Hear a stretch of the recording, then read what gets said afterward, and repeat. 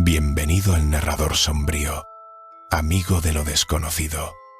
Este es el caso sobre uno de los asesinos en serie más perturbadores y fascinantes de la criminología moderna, Edmund Emil Kemper, mejor conocido como el asesino de las colegialas. Lo que estás a punto de escuchar no es solo la crónica de crímenes atroces, sino el análisis de una mente privilegiada, con un coeficiente intelectual de 145, que utilizó su inteligencia para manipular al sistema y llevar a cabo una de las olas de asesinatos más sangrientas de California en la década de los 70. Para entender a Edmund Kemper, debemos retroceder a su infancia en Burbank, California. Ed no era un niño común. Medía casi 2 metros antes de cumplir los 15 años y poseía una estatura física imponente. Sin embargo, el verdadero motor de su oscuridad se encontraba en su hogar, específicamente en la relación con su madre, Clarnell Stage. Clarnell era una mujer dominante, alcohólica y profundamente abusiva, que humillaba a Ed constantemente. Lo obligaba a dormir en el sótano, temiendo que su hijo pudiera abusar de sus hermanas, y lo trataba con un desprecio que sembró en él un odio profundo hacia la figura materna y, por extensión, hacia todas las mujeres. El primer estallido de violencia ocurrió el 27 de agosto de 1964. Ed, con solo 15 años, vivía en el rancho de sus abuelos paternos.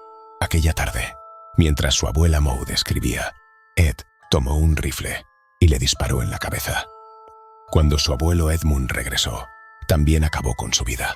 A la policía le dijo fríamente que solo quería ver qué se sentía al matar a su abuela, y mató a su abuelo para que no tuviera que sufrir al ver lo que él había hecho.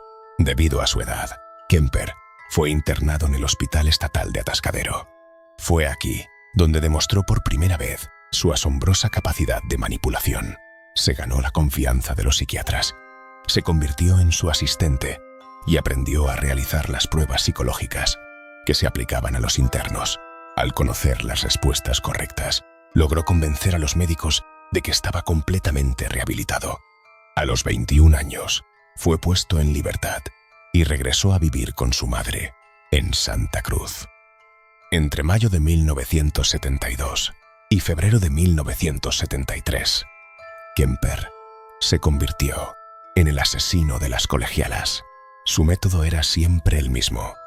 Conducía su coche por las cercanías de la Universidad de California, buscando a jóvenes estudiantes que hacían autostop.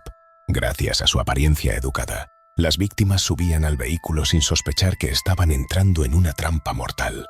Las llevaba a zonas rurales aisladas donde las asesinaba, para después trasladar los cuerpos a su apartamento, donde practicaba la necrofilia y el desmembramiento.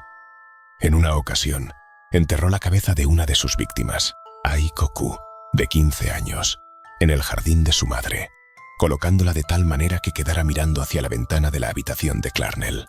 Según Kemper, lo hizo porque su madre siempre había querido que la gente la admirara. A pesar de la intensa búsqueda policial, Kemper lograba pasar desapercibido. Incluso frecuentaba un bar llamado El Jurado, donde conversaba con oficiales de policía que discutían los detalles del caso, sin saber que el hombre que les servía de confidente era el propio criminal. El clímax de su locura llegó en abril de 1973. Tras una violenta discusión con su madre, Ed esperó a que ella se durmiera para atacarla con un martillo. La mató de un golpe certero y luego procedió a decapitarla. En un acto de simbolismo perverso, Kemper tomó las cuerdas vocales de su madre y las arrojó por el triturador de basura, declarando más tarde que le pareció apropiado para alguien que le había gritado y humillado durante tantos años. Esa misma noche, invitó a cenar a Sally Hallett, la mejor amiga de su madre, solo para estrangularla poco después. Tras cometer estos últimos asesinatos, Kemper huyó en su coche hasta Colorado. Sin embargo, al ver que la policía no descubría los cuerpos, sintió una extraña desilusión. Detuvo su vehículo en una cabina telefónica y llamó directamente a la policía de Santa Cruz para confesar. Al principio, los oficiales pensaron que se trataba de una broma, pero Kemper proporcionó detalles que solo el asesino podía conocer. Durante el juicio, fue declarado legalmente cuerdo y culpable de 8 cargos de asesinato en primer grado. Él mismo solicitó la pena de muerte, pero al estar suspendida en California, fue condenado a 8 cadenas perpetuas consecutivas. Fue enviado a la prisión estatal de Vacaville, donde reside hasta el día de hoy.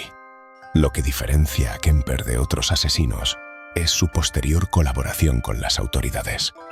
Durante los años 80, fue una pieza fundamental para los agentes del FBI Robert Ressler y John Douglas, quienes estaban sentando las bases de la perfilación criminal.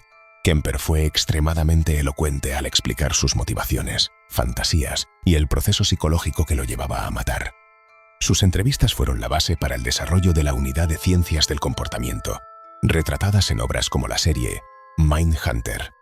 Hoy en día, Edmund Kemper es visto como un ejemplo de cómo un trauma infantil profundo, combinado con una inteligencia superior y una falta total de empatía, puede crear a un depredador letal. Su historia nos recuerda que los monstruos más peligrosos no siempre se esconden en la oscuridad, sino que a veces caminan entre nosotros, ocultos tras una máscara de normalidad. El caso de Kemper sigue siendo un objeto de estudio esencial para entender la oscuridad de la mente humana. ¿Realmente Kemper estaba cuerdo o todo lo contrario? Les leo en los comentarios. No olviden suscribirse y activar la campanita. Hasta la próxima, amigo de lo desconocido.